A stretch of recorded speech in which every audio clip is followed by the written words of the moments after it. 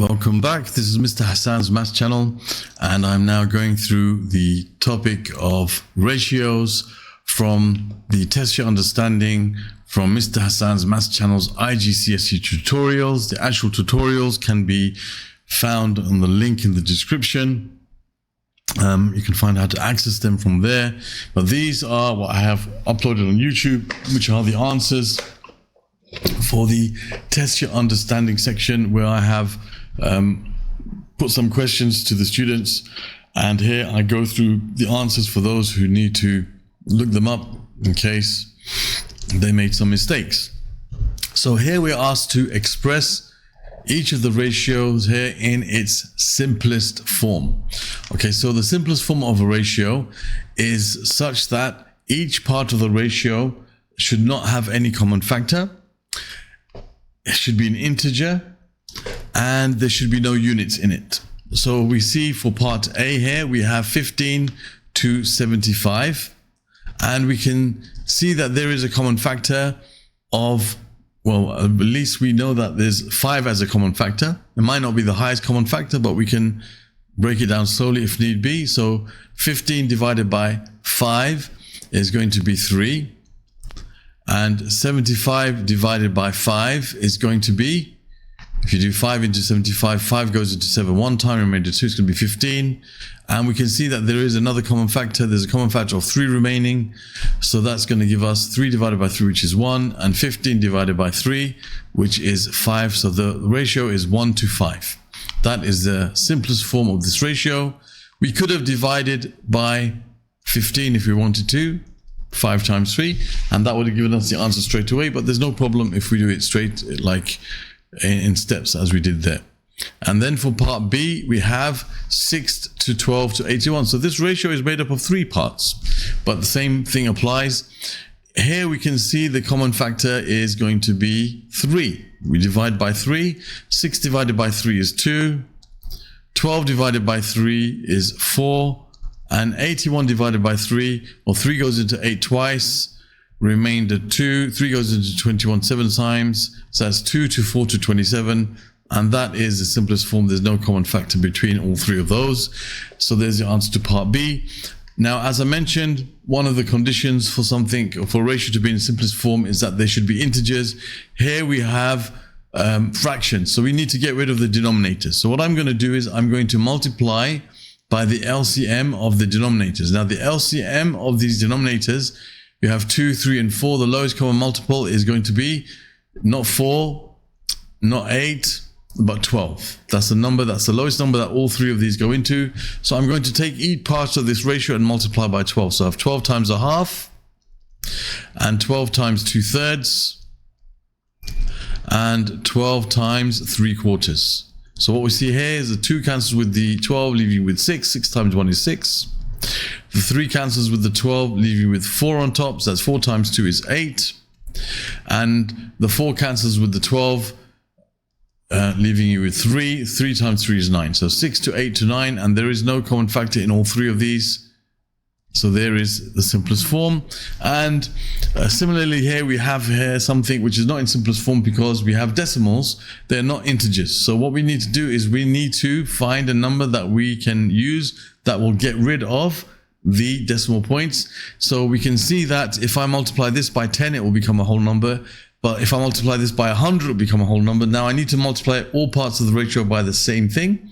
So I'm going to multiply by 100, so everything becomes whole. So 63, the 0.63 becomes 63, and 7.2 becomes 720. And now I have to look for a common factor. Well, I know that 9 goes into 63 and 9 goes into 72 as well. So 9 will be a common factor. So 63 divided by 9 is 7. And 720 divided by 9, well, 72 divided by 9 is 8. So you have 7 to 80. Okay, so 7 to 80, let me just write that a bit neater. And there is no common factor between 7 and 80. So there we have the simplest form for that decimal. Now, the other thing that I mentioned about a ratio to be in its simplest form, that there should be no units involved. So we need to get rid of the units. And it's normally more sensible to make the larger unit smaller so that you end up with whole numbers rather than decimals. So I know that 1 meter is the same as 100 centimeters. So this 20 meters is going to be like 20 times 100 centimeters, and this is 15 centimeters. So that's 20 times 100, that's 2000 centimeters to 15 centimeters. Now, once we have them with the same unit, we can get rid of the units. So we have 2000 to 15. Well, 5 goes into both of these. So if you divide 2000 by 5, 5 goes into 24 4 times, and we've got these 2 zeros after that. And 15 divided by 5 is 3. It looks like that is as far as we can go. And that is this in its simplest form. The ratio of 20 meters to 15 centimeters in its simplest form is 400 to 3. So there's no units involved. Therefore, we have to change them to the same unit. Now, with this one, we have squared units. You've got to be careful. Okay, because we know that 1 centimeter is the same as 10 millimeters. So I'm going to change the centimeters to millimeters. But what we should understand is that if you square the conversion, you must square the, if you're finding the squared units, you must square the conversion as well. And the reason being, as I mentioned in the tutorial, and I'll just quickly go through it here as well, is that if you have a line that's 1 centimeter long, that line would also be 10 millimeters long. Because 1 centimeter is equal to 10 millimeters. If I was to draw or to make this into a square now, where this is also 1 centimeter, try and make it to a square as best as possible. So just imagine now this is a square. It's just a sketch. Then this would also be 1 centimeter, which would be 10 millimeters. So if I think about the area of this square in terms of centimeters squared, and the area of the same square in terms of millimeters squared, well, this would be 1 times 1, which is 1 centimeter squared, and it would be 10 times 10, which is 10 squared millimeters squared. Okay, so that's how we can understand that 1 centimeter squared is 10 squared millimeters squared. So if I change the centimeter squared to millimeter squared, I can say 3 times 10 squared millimeter squared to 2 millimeters squared. We can get rid of the unit. So this is like 300 to 2, which is 150 to 1 in its simplest form. So that's all different cases of how we can simplify or express the ratio in its simplest form. Okay, so for the next question number 2, we're asked to divide 360 kilograms in the ratio 2 to 3 to 5. So here, what we need to do is we need to find out how many parts we have. We have 2 plus 3 plus 5. That's going to be 10 parts. Okay, that's 10 parts. So each one of these parts is worth 360 divided by 10, which is 36. So we have 2 times 36, and 3 times 36, and 5 times 36. That's how much 1 part is worth. So 2 parts is going to be 72. 3 parts is going to be 3 times 36, which is 90, plus 18, which is 108. And 5 times 36 is 150 plus 30, which is 180. Does that give you what is required? That's going to be 180 plus 180, which is 360. That's correct. So these are the 3 parts in terms of splitting them up into the correct number of parts. Okay, we can also do this visually, as you can see from the tutorial, using, just say, okay, basically we have 2, 3, and 5. So you have 360 kilograms, which we're going to place here in 2 boxes. Each box has to have 36. That's 2 times 36. That's 3 times 36. And that's going to be 5 times 36. 1, 2, they have to be equal size. I'm just doing a rough sketch here. So that's 36. 5 times 36, so we can see that that's how this type of question works. Then it says increase 250 by the ratio 6 to 5. Now this type of question is pretty simple.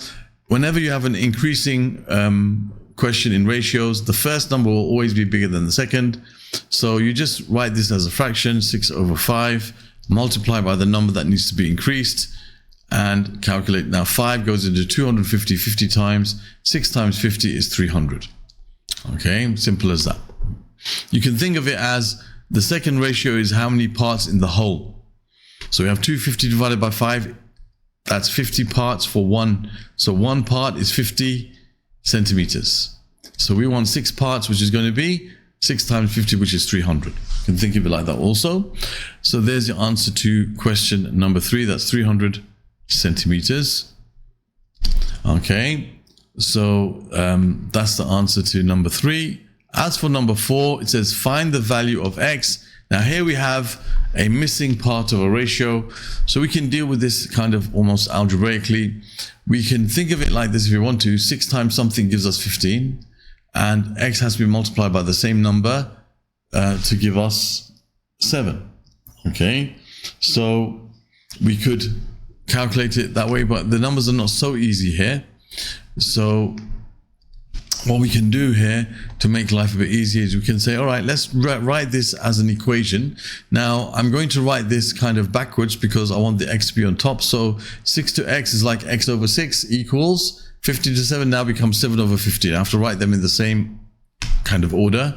So x is going to be 6 times 7 over 15. Multiply both sides by 6 to get rid of the fraction here, so we end up with x equals. Now we can simplify this a little bit. 3 goes into 6 2 times and into 5 3 times, so we're left with 14 over 3. Okay, so 3, that's 5. 14 over 5, not 3. 3 goes into 6 2 times and into 15 5 times, so 14 over 5, which you could say is 2 4/5, which is 2.8. Okay, there's no unit here, so 2.8. There's the answers for number 4. As for number 5, it says the ratio of markers to pencils is 3 to 5. And the ratio of pencils to crayons is 4 to 7. Now, we want to find the ratio of markers to crayons. Now, because what's common in these two ratios is the pencils, if we make them the same number in both ratios, then we can compare the markers and the crayons. So we look at 5 and 4 and we find the LCM, which is 20. So this is going to become 20, this is going to be 20, and then we can compare. Now 5 times 4 is 20, 3 times 4 is 12, so this is the same as the ratio 12 to 20. And 4 times 5 is 20, and 7 times 5 is 35. So we can see that the ratio of markers to pencils is 12 to 35. So markers to crayons is 12 to 35, which does not simplify. And there we have the answer to question number 5. Okay, I think there's a question number 6 here, is there? Yes, there is. It says Alex and Chris share sweets in the ratio Alex to Chris 7 to 3. So let's call it A and C, 7 to 3. Okay.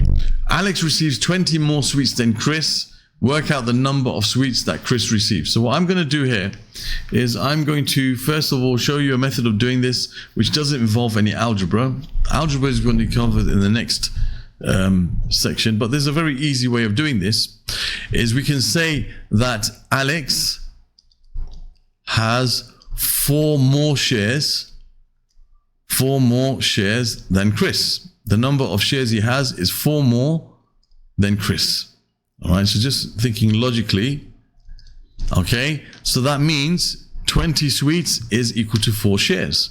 So 20 sweets is 4 shares. Okay, because he has 4 more shares and he has 20 more sweets. That means 20 sweets is equal to 4 shares. So 1 share, therefore, is going to be 20 over 4, which is 5 sweets. Okay, so therefore we can say Chris will have 5 times, he has 3 shares, 5 times 3, which is 15 sweets. So that's like a logical way of dealing with it, which involves no algebra. But if you want to do it algebraically, you can say, okay, let's say Chris has X sweets. That means Alex has X plus 20 sweets. Now these are in the same ratio, so we can say X plus 20 over X is the same ratio as 7 over 3. So if we get rid of the fractions here, I can multiply both sides by X and by 3. I have 3 times X plus 20 equals 7X. So we can say that 3x plus 60 is equal to 7x. And then I can subtract 3x from both sides. So I have 7x minus 3x, which is 4x, is equal to 60. Divide both sides by 4x equals 15. So that's the amount that Chris has. That's the answer. So Chris has 15 sweets. So this is like the logical way of doing it. This is the algebraic way of doing it. Either of those ways is perfectly fine. And that concludes the answers for the ratios section from the Test Your Understanding. If you had any problems with those questions, hopefully they got sorted out and you understood them. If you've seen this on YouTube and you would like to watch the actual tutorial lessons that I explain in detail the topics, you can find the link in the description and you'll be able to find out how to register for that, for those tutorials. If you'd like to watch other tutorials from my Arithmetic 1 section of my IGCSE tutorials, you can, from the Test Your Understanding parts, which I have put on YouTube, you can click on the link over here. If you'd like to see other questions that I've dealt with, ratios from past papers of IGCSE, you can click on the link down here. You can subscribe to my channel by clicking on this link, and you can watch a video here that tells you how to use my channel in general to find what you're looking for, whether it's IGCSE or A-level or AS level material. You'll find all of that over there. Thank you for watching and see you soon.